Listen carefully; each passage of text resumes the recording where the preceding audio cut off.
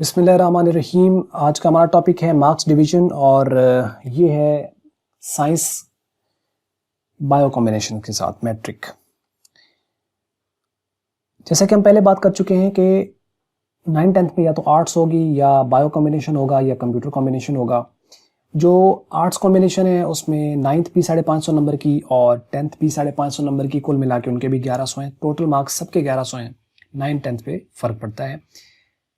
Computer combination के साथ देखा जाए तो उनके जो मार्क्स आ रहे हैं वो 495 में से हैं 9th के, जबकि बायो कॉम्बिनेशन के साथ देखें तो ये 505 में से हैं। अब यहाँ देखिए कि इंग्लिश जो है इसमें 75 मार्क्स की है और 9th में, और उर्दू 75 की, इस्लामियात 50 की, पाकिस्तान स्टडी 50 की, मैथ 50 की, कोई प्रैक्टिकल नहीं इनके साथ। बायो 60 मार्क्स की है और इसके साथ प्रैक्टिकल है। अब 15 नंबर 75 का असल में तो टोटल होता है, तो 15 नंबर यहाँ से गए, 15 यहाँ से गए, तो 30 नंबर का प्रैक्टिकल 10th में जाकर होगा।